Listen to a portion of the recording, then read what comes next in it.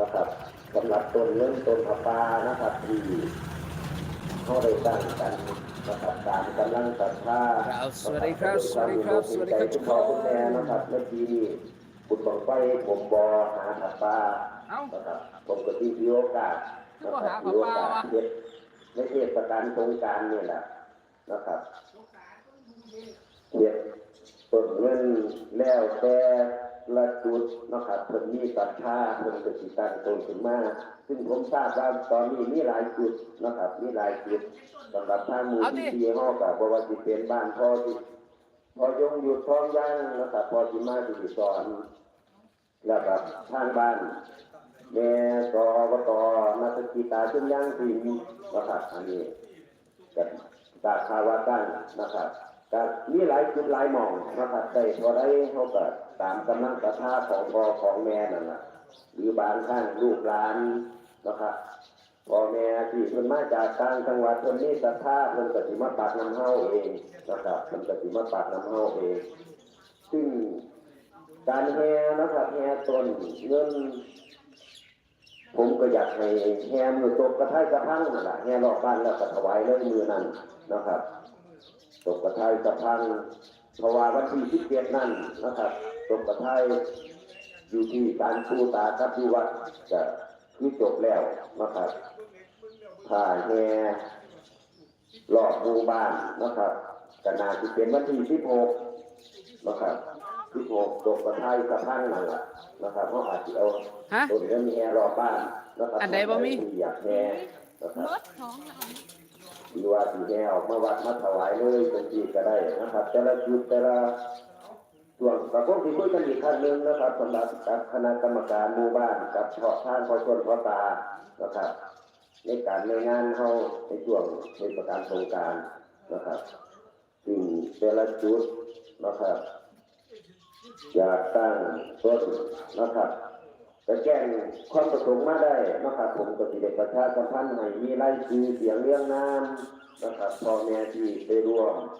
ทำบุญนำนะครับก็สามารถเอามาให้ผมอ่านได้นะครับหรือนะครับบุญละให้ท่านพอเลขาอ่านก็ได้นะครับท่านหอกระจายท่าน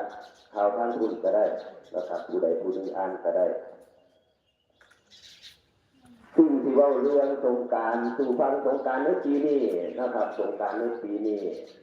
นางสงกรานต์ปีนี้คือนางรุ่งสะเทวีนะครับรุ่งสะเทวีนางสงกรานต์ซึ่งขี่อะไรนะครับปีนี้ฝนฟ้านะครับรู้สึกว่าหลายกว่าปีกายนี่นะครับฝนฟ้าหลายกว่าปีกายนี่ปีกายนี่นะครับประการฝนนะครับปีกายนี่305ปีนี้605นะครับตกในเขาจักรวาลนะครับ245นะครับปีกายนี่ตกในเขาจักรวาลนะครับ125ก็คือเพิ่มขึ้นมาเท่านึงนะครับตกในปลายนี่มาพานในปีนี้185ปีกายนี่95นะครับตกในมหาสมุทรปีนี้125ปีกายนี่65นะครับเท่าไหร่ก็165ตกในโลกมนุษย์นะครับ65ปีกายนี่ตกในโลกมนุษย์35หน้าไทยน้ำปีนี้หน้าไทยน้ำนะครับ5ตัวปีกายนี่7ตัวนะครับ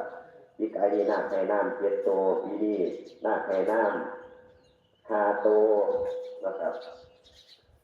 เห็นท่าราที่คุณนะครับ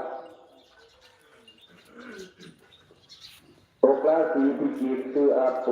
นะครับธาตุน้ำมากน้ำท่วมนะครับอันนี้คือพยากรณ์อากาศนะครับซึ่งจะเขียนหน้าใช้น้ำ5ตัวธัญญาหารเขียนธัญญาหารนะครับคือสวัสดีครับนะครับเขากล้าในหน้าที่ได้10ส่วนเพียงส่วนเดียวนะครับธั